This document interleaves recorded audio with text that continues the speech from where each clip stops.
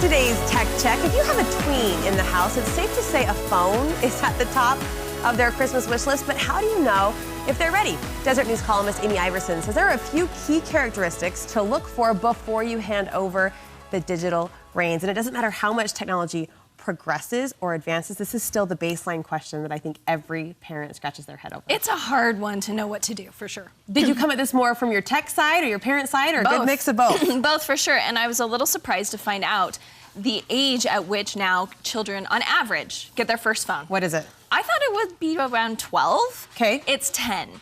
10 years old. 10 years old is the average age when a kid gets their first phone. That surprises me as well. Me too. And it's not just the simple basic phone. I'm sure they're coming with bells and whistles. Yeah, not sure about the specifics on that, but basically that's when they're getting their first phone, at 10. I have a 10-year-old. He does not have a phone yet. Do you have an age at your house? I'm putting you on the spot. No, I will tell you, this was one of my criteria. So for me, my twins, when they were younger, they wanted them when they were 9-ish.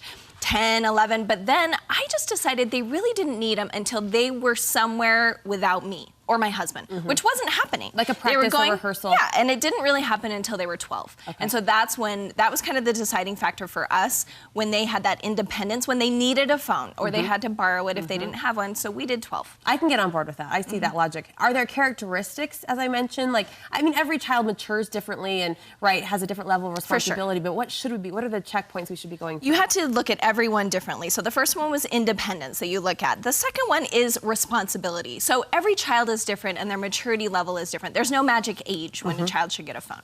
So for responsibility, you're looking at things like, do they lose their backpack? Do they lose their homework? Okay, or do they lose their favorite sweatshirt all the time? Something they love. Yeah, something they love, and then they may not be ready for that $500 phone. You could always start with a dumb phone, a cheaper version, if they don't have that responsibility down yet. Next on your list, self-control. And this is huge, especially if you're handing over a smartphone or a phone with advanced capability. Well, it's the ultimate distraction. So you ask yourself questions like, does my child, when I say goodnight and tuck them in, do they go to bed or do they flip their light back on and read a book all night?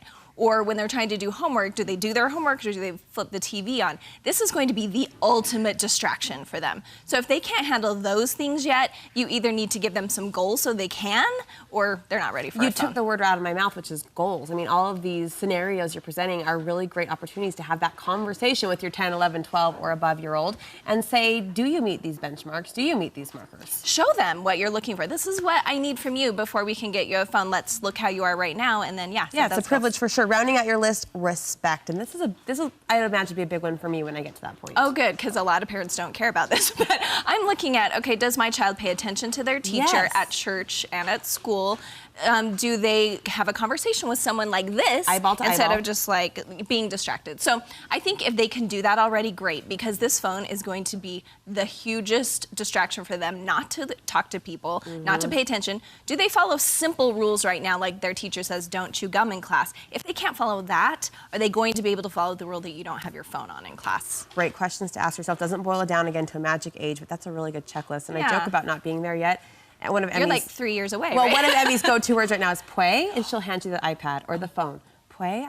it's play. She wants her own. Not pray. I wish it was pray. It's play. She knows what those gadgets do. So, Amy, thank you so much. You're tackling this topic in your column this week? Yes, so we'll talk all about, is your child ready? And then next week, we're going to talk about how to set it so it's okay for them once they get it. Those restrictions, all those things. We got to do it. It's Christmas. You're so good. Again, she meets that tech expert and parent role right in the middle. We appreciate it. Thank you so much.